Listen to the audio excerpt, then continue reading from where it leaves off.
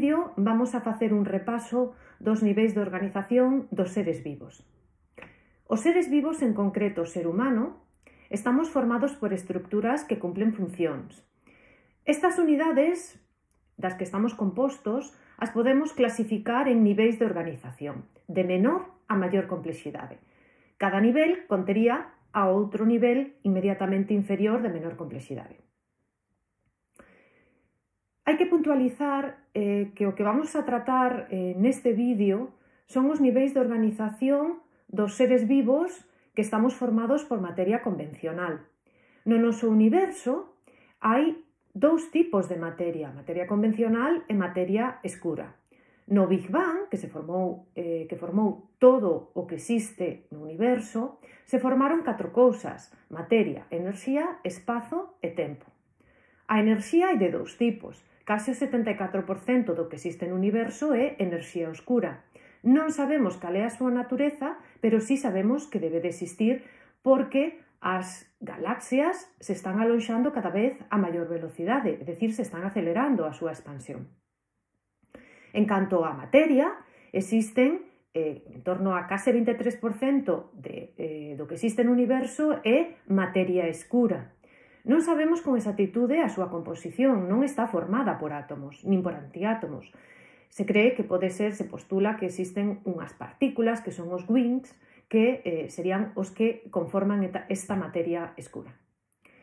En torno ao 2%, o resto do que existe no universo é a materia e enerxía convencional. Nos vamos a centrar concretamente na materia convencional formada por átomos, a que forma os seres vivos e a materia inerte. Por exemplo, os gases da atmósfera, esta mesa, nós como seres vivos, todos estamos formados por átomos, que sería o primeiro nivel. Por tanto, empezando por o primeiro nivel de organización, os átomos. Despois me centrarei en ver cal é a súa estructura interna, a dos átomos. Entonces, estos serían, representaríamos o átomo, de acordo? Lóxicamente, os átomos dos que estamos compostos, son moi pequenos. Para que nos fagamos unha idea, a comparación do meu tamaño co tamaño que poida ter un átomo, sería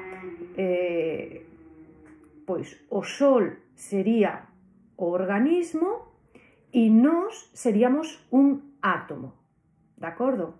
Entonces, as maquetas que vamos a ver agora do átomo, que saibades que están ampliadas en moitísimos grados de magnitude. Os átomos se unen, 2, 3 ou máis átomos se unen para formar moléculas. Por exemplo, isto sería unha molécula formada por unión de este átomo e este átomo. Se unen por enlaces. Os átomos, xa vedes, poden ter distintos tamaños, despois veremos por qué. As moléculas se reúnen para formar orgánulos. Os orgánulos son unha serie de estructuras que teñen as células no seu interior para realizar diversas funcións. Un exemplo de orgánulo nas células eucariotas animais, que son as nosas, serían as mitocondrias. As mitocondrias son uns orgánulos encargados de obter enerxía. Enerxía a partir de que? Enerxía a partir dos nutrientes que, no caso de ser humano, son transportados por a sangue unha vez que se fai a digestión, e eses nutrientes, ao entrar nas células, ácidos grasos, glucosas, entran na mitocondria, se oxidan e, de esta maneira, se obtén enerxía para realizar as funcións vitais. A reunión de orgánulos formaría o seguinte nivel, que son as células. As células, ademais, son a unidade mínima de vida. Neste curso, en terceiro, como xa vos dixen, nos vamos a centrar no ser humano. Por tanto, estamos a falar de células eucariotas animais.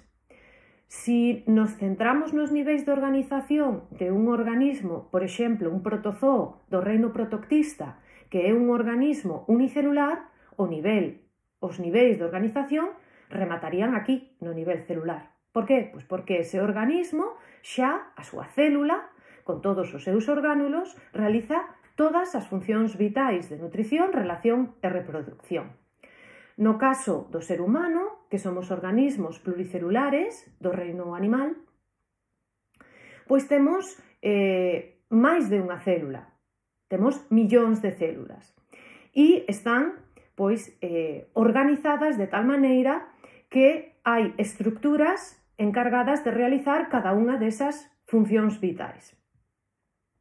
As células se reúnen para formar tecidos que teñen o mismo orixe embrionario e realizan as mesmas funcións. Exemplos de tecidos. Hai 4 grandes tipos de tecidos. Isto o tratamos noutro vídeo, pero resumindo, os 4 grandes grupos de tecidos son o primeiro, o tecido epitelial, pois, por exemplo, a pel sería o tecido epitelial. O segundo grupo sería o tecido conxuntivo, por debaixo da pel temos a dermis, que contén os vasos sanguíneos, ten as fibras de coláxeno, as proteínas, etc.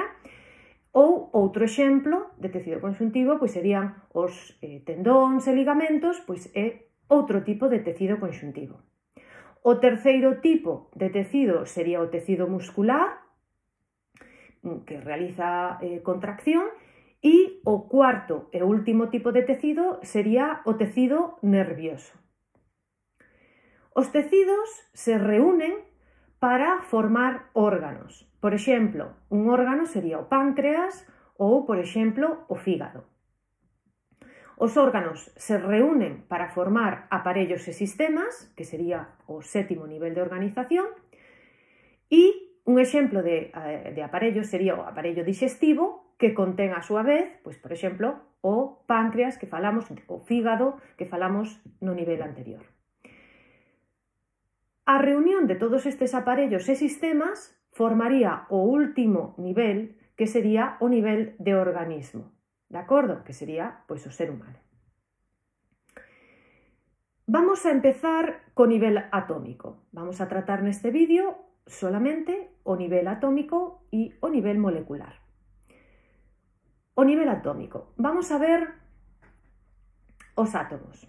Ben, un átomo non é unha estructura sólida, como podo representar aquí, vale?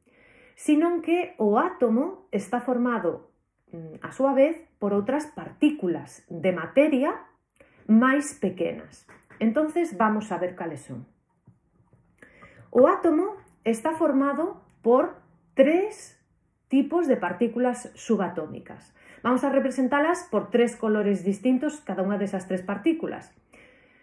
A primeira partícula é esta, que son os protóns. Os protóns, que os represento en cor vermello, son partículas que teñen unha certa masa e que teñen carga positiva. Despois veremos cales son os componentes dos protóns.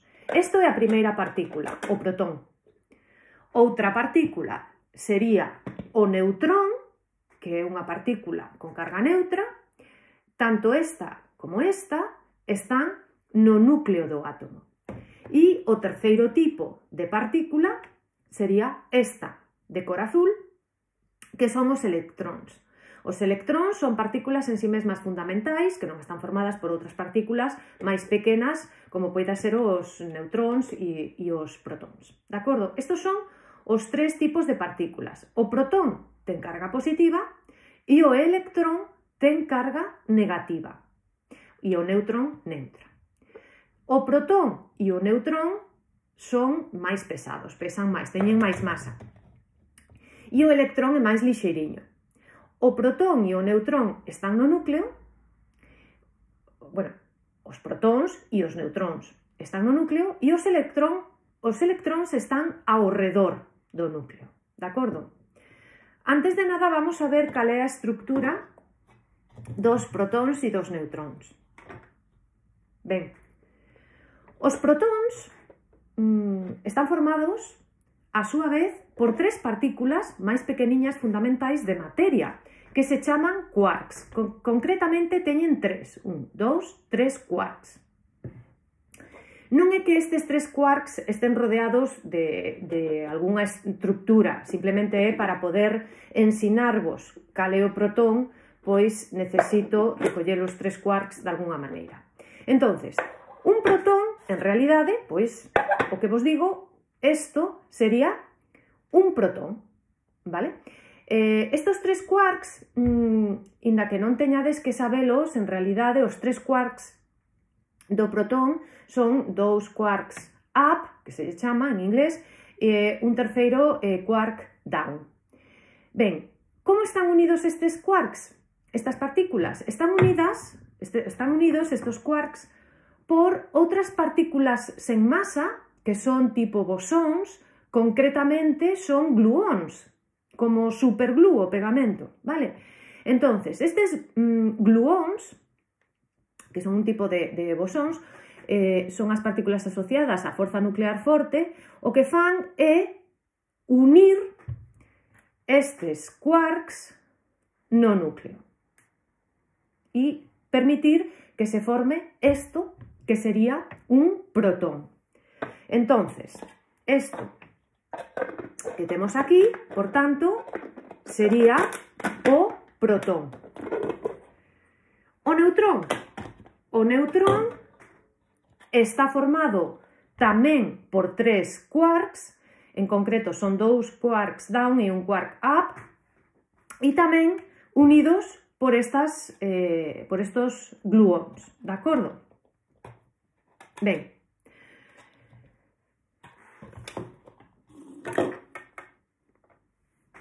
vamos a representar máis pequeniños, de acordo? Isto sería pois o mismo que acabo de comentar. Isto é un neutrón cos tres quarks e isto é un protón cos tres quarks, de acordo?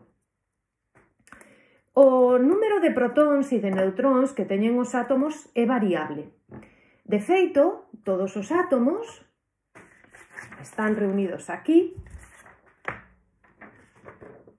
na táboa periódica. De acordo, a táboa periódica dos elementos representa elementos químicos que son sustancias que están compostas únicamente do mismo tipo de átomos. Por exemplo, aquí vemos o hidróxeno, que sería un átomo, o elemento químico hidróxeno está formado por átomos de hidróxeno, e o hidróxeno ten de número atómico 1. A táboa periódica organiza os elementos segundo o seu número atómico. Que significa número atómico? Número atómico é o número de protóns que ten o átomo. Por exemplo, hidróxeno ten un protón. Helio ten 2 protóns. Litio, número atómico 3, 3 protóns. De acordo? E así están organizados, vale? Todos os elementos da táboa periódica. Por exemplo, carbono ten 6, nitróxeno 7, oxígeno 8, protóns, etc. O número de neutróns, pois segundo cada átomo, é variable e, de feito, vamos a pôr o exemplo do helio, que é sencilliño, que o helio, como vos digo, ten número atómico 2, significa, isto sería o núcleo do helio, significa que ten 2 protóns. De acordo? Concretamente o helio, que é a súa característica é ter 2 protóns, isto sería tamén outro núcleo de helio, que ten 2 protóns. O número de neutróns pode ser variable, pode ter un neutrón ou 2, chámanselle isótopos do mesmo elemento, os dous son helio, pero pode haber variabilidade en cada un dos átomos no número de neutróns. O que caracteriza a cada átomo é o número de protóns. Vale? Ben, quedaría a terceira partícula, que era o electrón. Ben,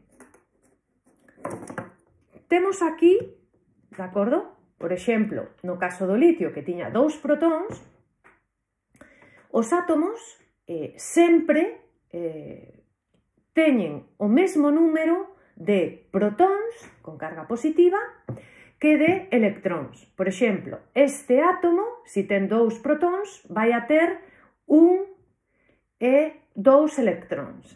Que pasa? Eu estou pondo aquí os electróns realmente para poder suxetalos, estou nos pegando aquí.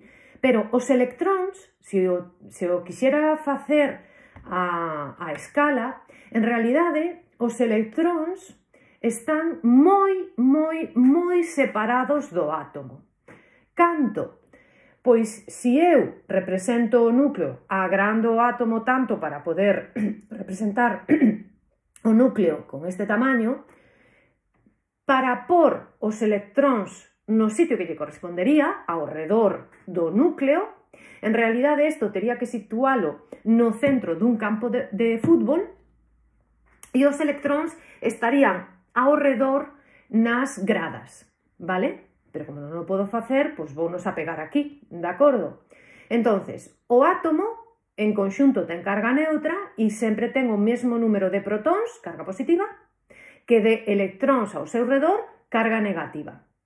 Sempre, en realidade, non. É dicir, pode ser que exista outro átomo que lle robe os electróns, entonces o átomo quedaría cargado positivamente, ou pode ser que tanto que perda electróns como que gañe electróns. Si gana electróns, o átomo quedaría con maior carga negativa e, por tanto, este átomo quedaría en forma de ión negativo ou anión, e si perde electróns, quedaría como un ión positivo ou catión, de acordo? Pero ese é outro tema, que non nos vamos a centrar nin en isótopos, nin en ións, vale? Nos vamos a quedar con que os átomos teñen o mesmo número de protóns que de electróns. Ben, vamos a por outro exemplo. Vamos a por o exemplo de un átomo, por exemplo, vamos a recollelo aquí, un átomo que teña un protón, 2, 3, 4, 5, 6, 7, caiu un protón. Bueno, van 7 e 8 protóns. Si vou a táboa periódica e miro o número atómico 8, verei que se trata do oxígeno. De acordo? Trátase do oxígeno. Ben, despois voulle por aquí uns neutróns. O número de protóns e neutróns tamén nos vai a indicar que son as partículas do átomo que pesan máis, que teñen máis masa, pois nos van a indicar, aquí estaría o oxígeno, a masa atómica do átomo, vale? O que pesa. Por qué? Pois porque os electróns son tan lixeiriños que aportan moi pouquiño peso ao átomo. Entonces, isto sería o núcleo. Isto sería o núcleo do oxígeno. Como acabamos de ver que ten 8 protóns, pois ao seu arredor estarían os 8 electróns. Xa vos digo que, como non o podo representar en realidade a escala, vale? Porque os electróns están moi separados do núcleo, pois teño que pegalo así desta maneira. Entonces vou a por aquí 3, 4, 5, 6, 7 e 8 electróns. Entonces, isto estamos representando ao átomo de oxígeno. En realidade, por tanto, os electróns están moi separados do núcleo, a moitísima distancia. Que hai no medio entre o núcleo e o electrón? Pois hai espacio vacío, non pode haber nada, porque a materia está formada de átomos e o que estou mirando é o que teñen os átomos no seu interior. Por tanto, pois a distancia, o que existe entre o núcleo e o electrón, hai un espazo, pero é vacío, non existe materia, porque o propio átomo é o que xenera a materia. De acordo? Hai un espacio vacío, en realidade, bastante grande en comparación co tamaño do átomo. Outra puntualización. Estes electróns que están ao redor do núcleo non están dando voltas en órbitas. o mismo que os planetas están dando voltas en órbitas ao redor do Sol. De feito, nin sequera se lle chama órbita, se lles chama orbitais. E a que se refiere os orbitais? Os orbitais son as rexións do espacio onde hai máis probabilidade de encontrar o electrón, pero en realidade non sabemos ao 100% onde pode estar nun momento determinado pois calquera dos electróns dun átomo, de acordo? Os orbitais en realidad teñen distintas formas, pois unha forma ese espazo, de acordo? Unha forma circular ou outras formas, pero isto non nos interesa, simplemente saber que non son órbitas. Nos, a órbita do planeta Marte, ou calquera planeta, nos podemos predecir en que punto se vai encontrar o planeta Marte en determinado momento, no futuro, pois, por exemplo, para facer unha misión tripulada a Marte, pois vamos a esperar que a Terra e Marte estén o máis coa menor distancia, porque podemos predecir para onde vai a ir o planeta. No caso dos electróns, non, son orbitais. Ben, en canto a átomos, por tanto, o que tendes que saber é a súa estructura, as partículas subatómicas das que están compostos, no núcleo neutróns e protóns, e en orbitais ao redor do núcleo os electróns. Os electróns son partículas fundamentais en si mesmas, non compostas por nada no seu interior, e os neutróns e os protóns están formadas por partículas de materia chamadas quarks, por 3 en concreto. Aquí vamos a parar. De que están formados os quarks? A súa vez os quarks están formados de outras partículas máis pequeniñas. Pois a teoría de cordas o que nos dice é que podría ser que os quarks estean formados por cordas vibrantes de enerxía. Pero simplemente isto é unha puntualización que non o vamos a ver. Bueno, volvo a representar os átomos así, pero recordamos cal é a súa estrutura. Os átomos se poden unir para formar moléculas. Pódense unir átomos do mesmo tipo, imaginade, pois o gas oxígeno se representa por O2, porque está formado, o gas oxígeno, por dous átomos, a molécula de oxígeno son 2 átomos de oxígeno, por eso os pintei, o sea, os representei co mismo tamaño, son o mesmo tipo de átomo, vale? Pero hai outras moléculas que están formadas por átomos distintos. Por exemplo, H2O sería a molécula de auga, que está formada por 2 átomos de hidróxeno, que os representei en pequeniño porque de feito son os átomos que son os máis pequeniños, porque teñen solamente de número atómico un protón e un electrón, e o átomo de oxígeno, que é máis grande, máis pesado, de feito ten 8 protóns e 8 electróns, e por eso o representei de maior tamaño. Ben, os átomos nas moléculas están unidos por enlaces, que sería isto, un enlace, e isto, outro enlace, en concreto, enlaces covalentes. Recordade, enlaces covalentes nos que se comparten electróns, vale? Por que os átomos lles interesa compartir electróns? Para estar máis estables na molécula, de acordo? Por exemplo, o hidróxeno, que ten solamente un electrón, pois lle interesa compartir o seu electrón, o oxígeno comparte, na última capa ten 6, comparte 2 un con este hidróxeno e outro con este hidróxeno, e desta maneira o oxígeno queda máis estable tendo 8 en total, vale? 2 deles compartidos, e o hidróxeno tendo na súa última capa 1 máis 1, 2, pois quedaría moito máis estable.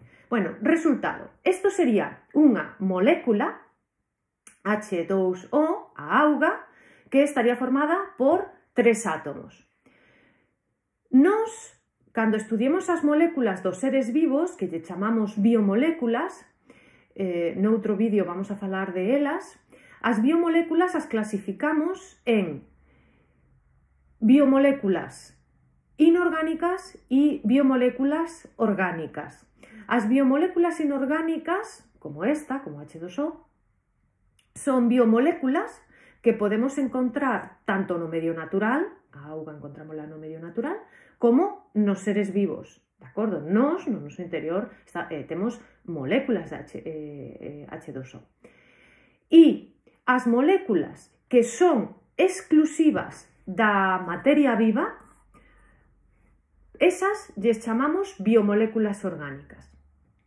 As biomoléculas orgánicas son os glúcidos, os lípidos ou grasas, as proteínas e o cuarto tipo, os ácidos nucleicos. Ben, e creo que con isto pois xa temos os dous primeiros niveles repasados e o segundo nivel de biomoléculas continuará no vídeo de biomoléculas que tendes